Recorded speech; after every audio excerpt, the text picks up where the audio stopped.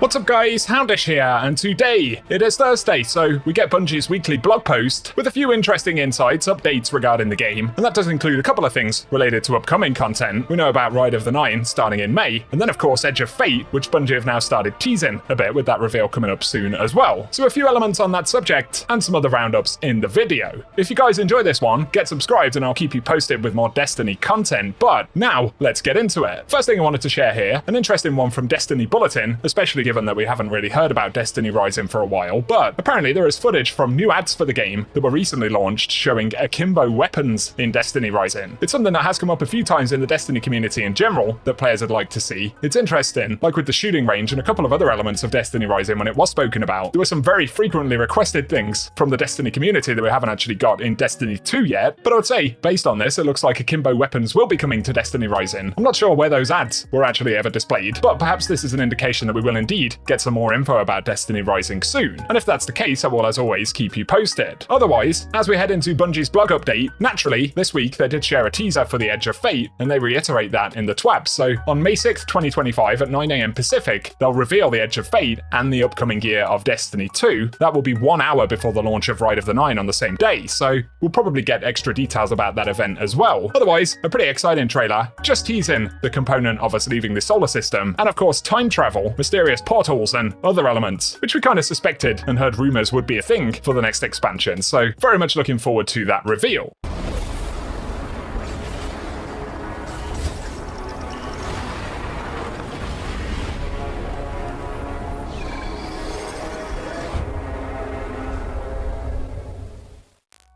Next up though, getting into the rest of Bungie's weekly update right here. Firstly, they speak about the Guardian's Gambit. This is in reference to the chess pieces that started dropping this week. They say, that's not a clue by the way, just a silly reference. And the latest Destiny 2 community puzzle has begun, and all the pieces are starting to move into place during the first week. But we're not helping in any way. Sorry, not sorry. The only thing we'll say is this: don't lose your sanity over it, and rest when needed. We won't point fingers, but you know who you are. Don't overwork yourselves, and enjoy the ride. So, I guess, pretty cryptic right there. My assumption is that next week's reset, we'll be able to do something with the chess pieces we've already picked up. I'd kind of interpret what Bungie have said there as maybe an indication of that, not necessarily to rush because we still have a few days. That's my assumption, but absolutely nothing guaranteed unless there's something else hidden in the game at the minute that we haven't found. I would bank on something happening next week at reset, so that's the first thing. Next up though, Bungie speak about heavy metal and the event Homes. So on May 6th, D2 will receive update 826, and that brings a small sandbox update, a new dungeon-focused activity called Ride of the Nine, and on May 9th, a new PvP game mode that goes by the name Heavy Metal. You already know all of that, but Heavy Metal is such a fun and maybe even a bit of a crazy game mode that we felt like doing something extra, and the reason we're launching a new event home along with it obviously indicates that there's going to be a little bit more to it. So event homes are the new replacement for event cards. Think of them as your cozy one-stop shop for all things events. Rotating challenges every day, a new rank reward track, and a page to quick launch into event activities and visit Space Grandma. On top of that, it'll be a page for the event title with your favorite event triumphs, and a brand new reward shop to fulfill your Chuck E. Cheese dreams of getting that top shelf prize. All of it coming for free, so getting into it, Heavy Metal right here. Obviously, being treated as an event in itself, we can see Heavy Metal Supremacy, which is the player versus player mode, an option to fire into the tower, and Path of Demolition, which is a quest associated with this. Bungie say every event home offers a set of daily challenges that rotate at reset every day, and then one weekly challenge that resets. And the first are bite-sized single objectives that can be completed in a short play session, while the weekly challenges are more of a mid-term goal that require your attention for most of the duration of the event. Completing them will cover most of the experience required for the new event rank, and you'll still get experience when playing the event activities of course, but challenges grant the most amount. Heavy Metal will also come with its own event rank track, with 15 ranks available to all players. Each rank has its own reward, like a weapon, emblem, or enhancement materials, and we believe these rewards alone make this new system more rewarding than previous event cards, even on their premium version.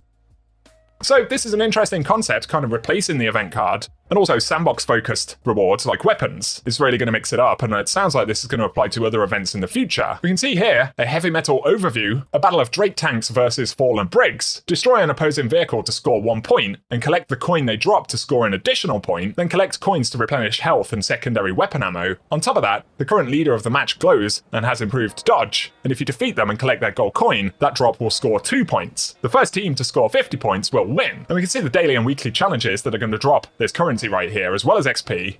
And that event currency will be event tokens, so it's a new currency obtained upon completion of a daily and weekly challenge, with the latter granting a more generous amount. The tokens you earn by playing during the event can be used in the reward shop to purchase rewards during each event, and this is Bungie's way of making events more rewarding than before. Just don't sleep on these tokens, they go away when the event is over. This reward shop will have rewards like weapons and materials, and a new item called a reroll chip. This second type of currency can be used to reroll one of your daily challenges, and you'll use these to accelerate your progress, as you can reroll challenges that you've already completed to get an additional daily one. On top of that, you can also reroll to get a different challenge if the one available doesn't fit your playstyle, and reroll chips can be earned in the rank track, and then additional ones are available in Eververse for a small amount of silver. They don't expire with the event, so you can carry them to the next event if you want.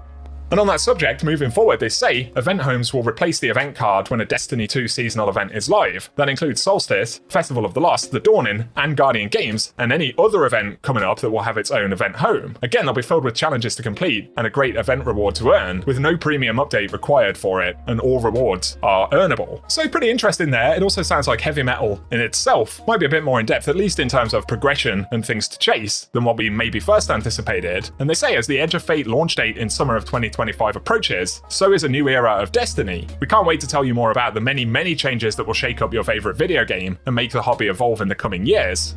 Event homes will be part of that future, and you'll get a first look when Heavy Metal arrives on the 9th of May. So there we go, give us your impressions about it. It certainly sounds promising. Obviously, Heavy Metal, in a way, almost sounds a bit like a trial for it. We're not 100% sure as to any potential unique rewards associated with Heavy Metal. We do know there's an emblem and stuff that we kind of spotted in some of those screenshots, but also what appear to be Heavy Metal specific engrams. And it stands to reason that this will kind of expand as we go into other yearly events. So share your thoughts in the comment section. Otherwise, Bungie say Trials is back tomorrow, and the featured Adept reward is the Tomorrow's Answer rocket launcher, plus the map will be Midtown. Additionally though, next week, Iron Banner will return, so honour the old traditions and one of our 4 favourite titans in the tower by fighting against each other for a whole week. There are plenty of great weapons to earn along with a very cool looking armour set. Plus we can make one recommendation, pile up a few Iron Banner engrams if you can for the next edition, currently set for May 24th. We heard 3 new weapons will be added to some activities, and Iron Banner is one of them, so I'm not sure if that's something that will drop specifically on May 24th, or